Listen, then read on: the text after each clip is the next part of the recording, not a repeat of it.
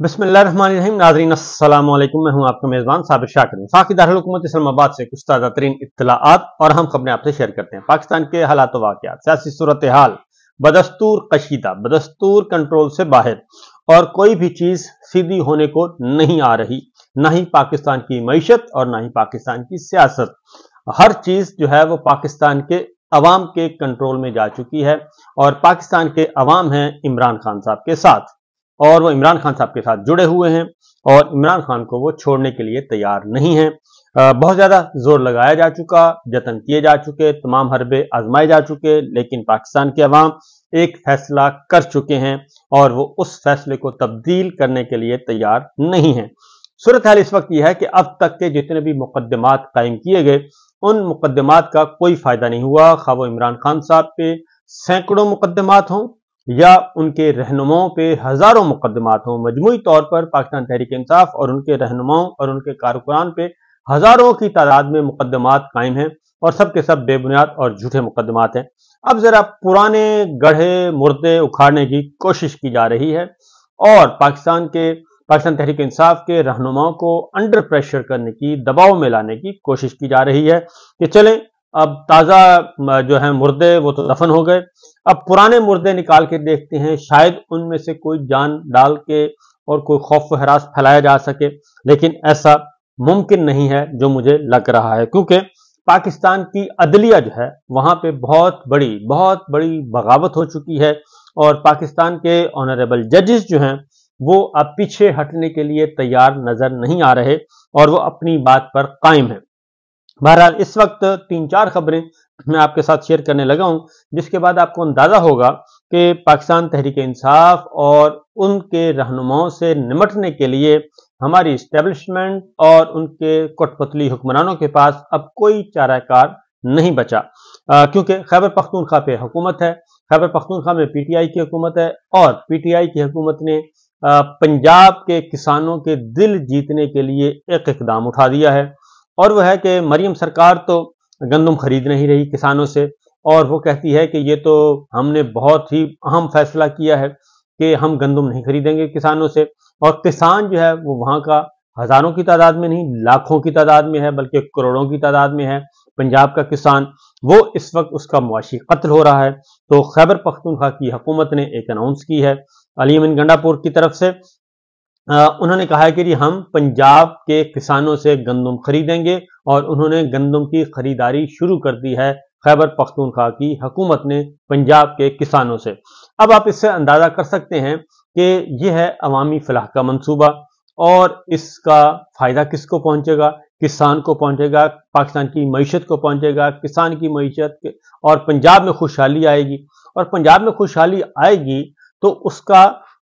उसके बाद फिर अगर ये कहा जाए कि जनाब यहाँ पे धांधली हो रही है और यहाँ पे ये हो रहा है और फिर वहां पे वो हो रहा है, फिर इमरान खान साहब की मकबूलियत क्यों है? क्योंकि अगर इमरान खान के साथ पाकिस्तान के अवाम हैं तो इसी वजह से हैं कि उन्होंने आम आदमी की आवाज बनकर 3.5-4 साल हुकूमत की और उसका अभी भी वही पॉलिसी चल रही है कि पाकिस्तान को हमने वेलफेयर स्टेट बनाना है। मरकजी हुकूमत क्या कर रही है इस वक्त? PDM2 की हुकूमत वो क्या कर रही है? वो बड़े बड़े साहूकारों के लिए, बड़े बड़े ताजरों के लिए, बड़े बड़े सनतकारों के लिए उनके मफादात का तहफ़्फ़ुज़ कर रही है, जबकि किसान जो कि आम आदमी है, आम इंसान है और 4-6 माह की मेहनत उसकी इस वक्त खेतों में रुल रही है और उस मेहनत को ज़ाया कौन कर रहा है? पंजाब की सरकार कर रही है। तो जब इस तरह की पॉलिसियां होंगी, पाकिस्तान पंजाब के अवाम को फायदा पहुंचेगा तो जाहिर है वो इमरान खान का नाम ही लेंगे। तो इसलिए जी एक तो ये फैसला हुआ। दूसरा, अब अली अमीन गंडापुर साहब ने एक और काम भी किया। उन्होंने कहा है कि हम जब चाहें, जिस वक्त चाहें, हम अपनी जिद्दोजहद का आगाज कर सकते हैं और जब हम जिद्दोजहद का आगाज करेंगे तो फिर उसके सामने कोई ठहर नहीं सकेगा। यानी कि वो इशारा कर रहे थे हम लॉन्ग मार्च करें, हम धरना दें और अगर हमने रख्ते सफर बांध लिया और हमने कश्मीर में, उन्होंने कहा कि हमने देख ली है आपकी ताकत कितनी है कि आप एक दिन भी सब्र नहीं कर सके और हकीकत में यही हुआ है। बहरहाल वजीर आला खैबर पख्तूनख्वा गंडापुर इमरान खान के साथ खड़े हैं और ऐसे इक़दाम उठा रहे हैं और उन्होंने ये भी कहा कि तमाम सूबे में जो है वो तरक्याती काम होंगे اور بغیر کسی سیاسی وابستگی کے، سیاسی امتیاز کے ہوں گے، اور ان حلقوں میں بھی ہوں گے جہاں سے پاکستان تحریک انصاف نہیں جیتی۔ یہاں پہ فارم 47 والے لوگ بیٹھے ہیں، ان کے حلقوں میں بھی ہوں گے اور 45 کے حلقوں میں بھی ہوں گے، لیکن وہاں پہ تختی پی ٹی آئی کی لگے گی اور ہم کام نہیں روکیں گے، عوام کی فلاح کے تمام کام چلتے رہیں گے۔ اس لیے وزیر اعلیٰ خیبر پختونخوا کا یہ پرانا مقدمہ کھولنے کی کوشش کی گئی ہے اور اس کو کہا گیا ہے کہ ذرا جلدی جلدی نمٹایا جائے، اور ساتھ ساتھ پراکسیز کے ذریعے انہیں دھمکیاں بھی دی جا رہی ہیں۔ وزیر اعلیٰ خیبر پختونخوا، آپ کو معلوم ہے کہ ایک اسلحہ شراب برآمدگی کیس پرانا چلا رہا ہے، اور اب اس میں 9 سوال انہیں دے دیے گئے ہیں کہ جناب علی امین گنڈا پور کے وکیل ہیں ظہور الحسن راجہ صاحب، ان کو دیے گئے ہیں یہ سوالات، اور انہوں نے کہا ہے کہ کیا آپ نے اس سماعت کے دوران پروسیکیوشن کی جانچ پہ پیش کیے گئے شواہد و دلائل کو سنا اور سمجھا، اور 30 اکتوبر 2016 کا یہ مقدمہ ہے اور 8 سال پرانا مقدمہ آج کھولا گیا ہے۔ اور انہوں نے کہا ہے جی کہ ڈسٹرکٹ مجسٹریٹ کے احکامات کی خلاف ورزی کرتے ہوئے غیر قانونی اجتماع میں شرکت کی، اس پر آپ کیا کہیں گے؟ یعنی دفعہ 144 کی خلاف ورزی کی 30 اکتوبر 2016 کو، یعنی اس وقت تھی نون لیگ کی حکومت تھی، اور یہ ان دنوں کی بات ہو رہی ہے۔ آپ کالے رنگ کی گاڑی سے کالے رنگ کی گاڑی سے نکلے اور جنگل کا فائدہ اٹھاتے ہوئے بھاگ گئے، پولیس نے گاڑی تحویل میں لے لی، آپ کی گاڑی کی پچھلی نشست پر بلٹ پروف جیکٹ پہننے والا اللہ نواز کی تحویل سے بغیر لائسنس بندوق برآمد ہوئی، آپ کی گاڑی سے غیر قانونی اسلحہ اور شراب کی ایک بوتل برآمد ہوئی، پنجاب فورینزک سائنس ایجنسی کی رپورٹ کے مطابق کیمیکل انالیسس سے ثابت ہوا کہ بوتل میں شراب تھی۔ آپ کے خلاف یہ مقدمہ کیوں درج ہوا اور پروسیکیوشن کے گواہان نے آپ کے خلاف گواہی کیوں دی؟ کیا آپ اپنے دفاع میں بطور گواہ دفعہ 340 کے تحت بیان دینا چاہتے ہیں؟ کیا آپ اپنے دفاع میں کچھ شواہد پیش کرنا یا کچھ کہنا چاہتے ہیں؟ عدالت نے علی امین گنڈا پور سے 342 کا بیان کا سوال نامہ جو ہے وہ فراہم کر دیا، اور 20 مئی کو اس کی سماعت رکھی ہے، یعنی کہ پرسوں کی سماعت اس میں رکھی ہے۔ اور اس کا بنیادی مقصد جو ہے وہ صرف اور صرف ایک ہے، اور وہ ہے جناب کہ کسی بھی طریقے سے علی امین گنڈا پور کو انڈر پریشر رکھا جائے، اور وہ جو ایک ایگریسو اور عمران خان کے ساتھ کھڑے ہونے والی پالیسی اختیار کیے ہوئے ہیں اس سے دور کیا جائے۔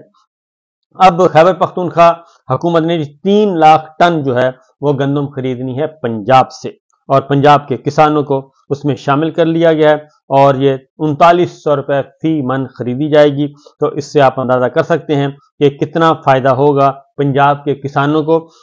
مریم سرکار نے تو فائدہ دینے کی نہیں کوشش کی، بلکہ انہوں نے تو معاشی قتل کہا، اور اب جبکہ مزمل اسلم نے یہ ساری تفصیل بتائی ہے کہ خیبر پختونخوا کی پیداوار 15 لاکھ اور مزید 35 لاکھ ٹن ہے جی، اور ضرورت ہے، اس لیے یہ ہم اب خریدیں گے پنجاب کے کسانوں سے، اور ان کو ہم بھرپور فائدہ پہنچائیں گے۔ اسی لیے علی امین گنڈا پور صاحب کو جی یہ کہا جا رہا ہے، کیونکہ وہ قومی صوبائی اسمبلی میں تقریریں بھی کر رہے ہیں، دبا کے رکھا ہوا انہوں نے اپنی اپوزیشن کو، اور ساتھ ساتھ عمران خان صاحب سے ملاقاتیں بھی کر رہے ہیں اور بات چیت کا آغاز بھی شروع کیا ہوا۔ تو دوسری اگلی خبر ہے عمران خان صاحب اور شاہ محمود قریشی کا سائفر کیس کا کیس جو ہے جی وہ دوبارہ ہیئرنگ کے لیے فکس کر دیا گیا ہے، 21 مئی کا دن مقرر کیا ہے سماعت کے لیے، اور 15 مئی کو چیف جسٹس صاحب کی عدالت نے کاز لسٹ منسوخ کر دی تھی، اور 15 مئی کے بعد اس کی سماعت نہیں ہو سکی تھی۔ اب 6 دن کے بعد سماعت مقرر کر دی گئی ہے، اور اس میں پروسیکیوٹر کے دلائل جو ہیں، حامد شاہ صاحب کے دلائل جو ہیں وہ انہوں نے دینے ہیں۔ تو دیکھتے ہیں کہ وہ کیا دلائل فرماتے ہیں اور کس طریقے سے آگے بڑھنے کی کوشش کرتے ہیں۔ اس کے ساتھ ساتھ جی قائم مقام چیف جسٹس منیب اختر صاحب نے حلف اٹھا لیا قائم مقام چیف جسٹس پاکستان کا، اور لیکن حیرت انگیز طور پہ حلف برداری کی تقریر میں رجسٹرار سپریم کورٹ کی طرف سے نہیں دی گئی اجازت میڈیا کو کوریج کی، اور ظاہر ہے رجسٹرار سپریم کورٹ کا حکم میں تھے جناب قاضی صاحب کے، اور پولیس نے بتایا کہ آپ کو کوریج کی اجازت نہیں ہے، اور یہ اجازت رجسٹرار سپریم کورٹ نے بین کیا ہے۔ جبکہ اس کے بعد جب میڈیا نے ذرا تھوڑا سا شور مچایا، کورٹ رپورٹرز نے، تو کہا گیا جی ہم نے تو کوئی پابندی نہیں لگائی، ان کی طرف سے ایک بیان دے دیا گیا، لیکن تقریب ہونی تھی وہ ہو گئی اور میڈیا کو نہیں جانے دیا گیا۔ اس کی واحد وجہ صرف یہ تھی کہ جسٹس منیب اختر صاحب جو ہیں وہ ذرا اور جسٹس منیب اختر صاحب اور دیگر آنریبل ججز جو ہیں وہ اس وقت مختلف موڈ میں نظر آ رہے ہیں. قاضی صاحب جو ہیں وہ ان کی آواز دب چکی ہے اور جو کچھ وہ چاہ رہے تھے وہ شاید آگے نہیں بڑھ پا رہا، اور ان کی اپنی جو ایکسٹینشن ہے وہ بھی اب ماند پڑ گئی ہے اور ایکسٹینشن خطرے میں ہے. لہٰذا یہ بھی ہوا اور ایک اور کام بھی ہوا ہے، اور اس سلسلے میں کہ تصویر کا معاملہ جی، تصویر کے معاملے میں ایک کلرک کو بیچارے کو عمران خان صاحب کی تصویر جو کہ لیک ہوئی، اور اس لیک تصویر پہ ایک کلرک بیچارے کو سزا سنائی گئی ہے. اور دوسری جانب صرف انہی کو نہیں بلکہ کچھ اور اقدامات بھی اٹھائے گئے ہیں، اور ان کا تعلق اس تصویر سے ہے یا عمران خان صاحب کی جو ہیئرنگ تھی اس سے ہے یا پھر کوئی اور وجہ ہے، یہ ابھی تک سمجھ نہیں آ سکی. لیکن جو سمجھ آئی ہے وہ یہ ہے کہ سپریم کورٹ آف پاکستان میں بڑے پیمانے پر اکھاڑ پچھاڑ تبادلے ہوئے ہیں، اور اس میں ڈپٹی رجسٹرار، اسسٹنٹ رجسٹرار اور کو تبدیل کر دیا گیا ہے، اسلام آباد سے نکال دیا گیا ہے باہر. ڈپٹی رجسٹرار محمد عباس زیدی کو لاہور تبادلہ کر دیا گیا ہے، اسسٹنٹ رجسٹرار صفدر محمود کو پشاور رجسٹری ٹرانسفر کر دیا گیا ہے، اسسٹنٹ رجسٹرار نذیر محمد کا تبادلہ کراچی کر دیا گیا ہے، ناصر محمود راجہ کو اسسٹنٹ رجسٹرار کرمنل کا چارج دے دیا گیا ہے، اور اسسٹنٹ رجسٹرار شاہد محمود انصاری کا سول 2 کا چارج دے دیا گیا ہے. اس طریقے سے یہ تبادلے بھی کیے گئے ہیں. اب یہ حسن اتفاق ہے یا کوئی اور وجہ ہے، لیکن یہ بہرحال یہ ہے کہ ان کے تبادلے کر دیے گئے ہیں اور اس تاریخ کے بعد کیے گئے ہیں. تو یہ سچویشن اس وقت چل رہی ہے جی، اور گندم کا بحران بدستور بڑھ رہا ہے. میں بار بار کہہ رہا ہوں، خاص طور پہ پنجاب کے حوالے سے بہت زیادہ ایک بڑا مسئلہ پیدا ہونے والا ہے. پھر یہ ایک اور خبر لے لیجئے گا کہ عسکری ٹاور حملہ اور جلاؤ گھراؤ کیس انسداد دہشت گردی کی خصوصی عدالت نے آج سماعت کی ہے لاہور میں، اور عمر سرفراز چیمہ سابق گورنر، سینیٹر اعجاز چودھری صاحب، ڈاکٹر یاسمین راشد صاحبہ کو جیل سے عدالت میں پیش کیا گیا، اور خدیجہ شاہ اور دیگر ملزمان بھی عدالت میں آئے، حاضری لگوائی، اور عدالت نے یہ کیس کی سماعت 5 جون تک ملتوی کر دی گئی ہے،